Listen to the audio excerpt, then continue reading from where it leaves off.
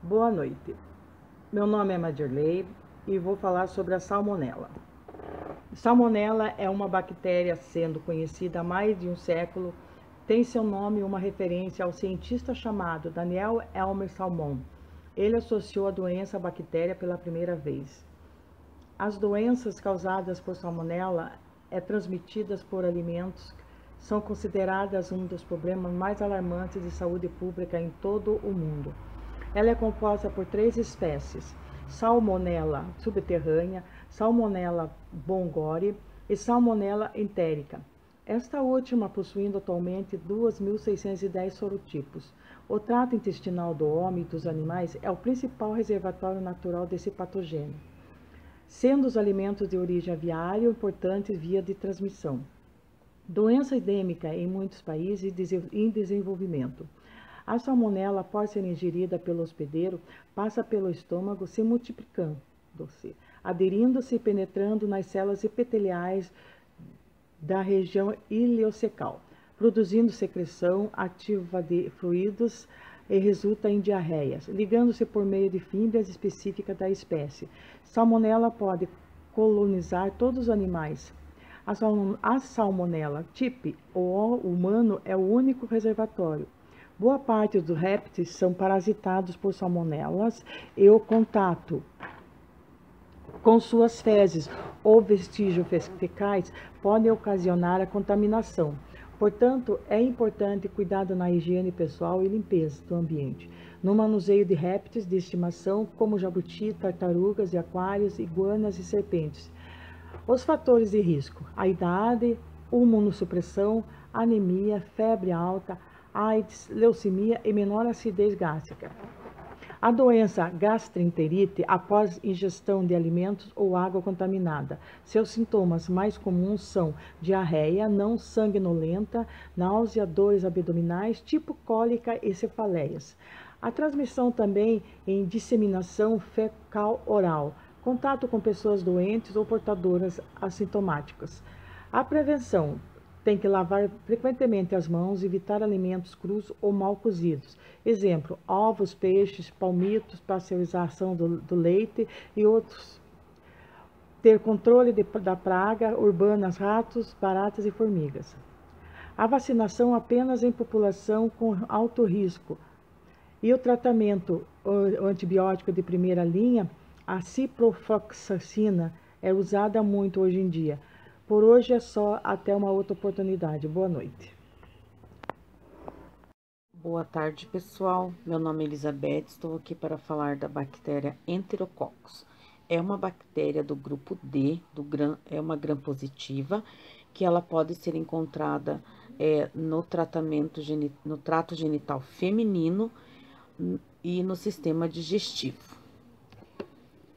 Podem também ser encontradas no solo, na água, nas plantas e em diversos. É uma bactéria considerada multiresistente por ser resistente a vários antibióticos.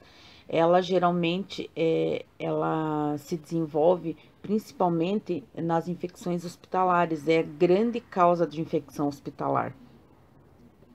Cresce em intervalos de 10 a 45 graus e sobrevivem a temperaturas de até 60 graus, então por isso que ela é multiresistente.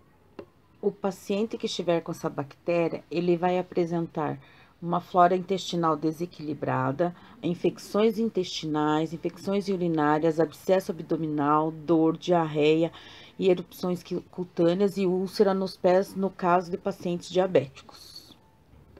O diagnóstico vai ser feito através de exames de sangue, de urina, fezes também punção lombar, que é retirado o líquor da medula e mandado para o laboratório para análise. Para prevenir essa bactéria, o ideal é que os alimentos, antes de serem cozidos, comidos crus ou cozidos, sejam bem lavados, bem higienizados, bem armazenados, porque para que para que essa bactéria não cresça.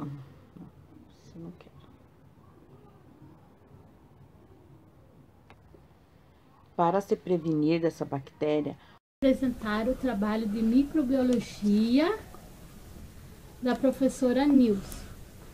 O que é Clostridium difficile? Normalmente convive no intestino das pessoas uma grande variedade de bactérias, algumas inofensivas e outras potencialmente patogênicas. Certa parte delas é inclusive necessária para o funcionamento intestinal.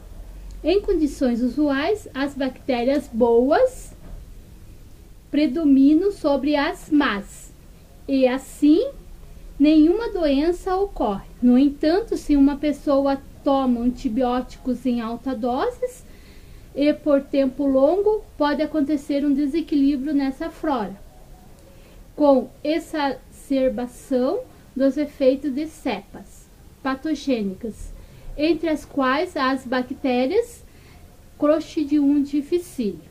Isso acontece porque os antibióticos matam indiscriminadamente tanto as bactérias patogênicas como as úteis ao organismo. Mas, se um antibiótico eliminar um número grande de bactérias boas, as bactérias agressivas ficam livres para se multiplicarem de forma descontrolada. É o caso do Clostridium difficile. O que é diarreia por Clostridium difficile? É uma diarreia intensa e por vezes fatal, e que o fator causal é a bactéria Clostridium difficile. Os fatores de risco são a antibioticoterapia prévia, a idade avançada do paciente e o grande tempo de hospitalizações. Outros fatores de risco são a gravidade das comorbidades da intubação nasogástrica e os estados de supressão imunológica. A bactéria pequena quantidade na flora intestinal normal pode aumentar muito pelo uso de antibióticos, que supram as demais bactérias benignas.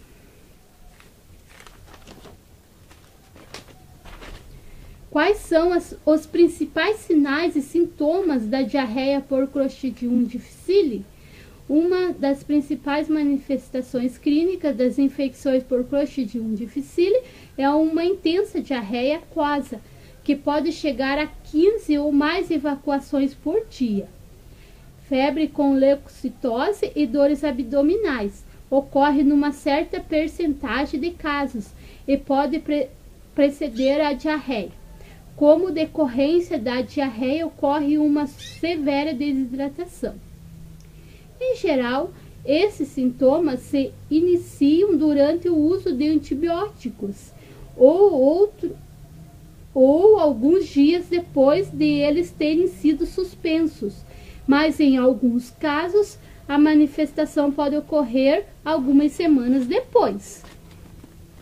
Como o médico diagnostica a diarreia por Clostridium? A suspeita clínica de infecção por Clostridium difficile deve partir da história de 3 ou mais evacuações por dia. Em pessoas que estejam em uso atual ou tenham estado em uso recente de antibióticos. Contudo, não se deve esquecer que a infecção também pode evoluir para o quadro de ilho paralítico. O principal exame para o diagnóstico da infecção por Clostridium difficile de alta sensibilidade é o teste de citoxina, feito em amostra de fezes. Como o médico trata a diarreia por Clostridium difficile, o paciente deve ser colocado em isolamento. A suspensão do antibiótico responsável resolve a diarreia em 23% dos casos, mas deve-se administrar ao mesmo tempo o metronidazol ou a vancomicina por via oral ou injetável.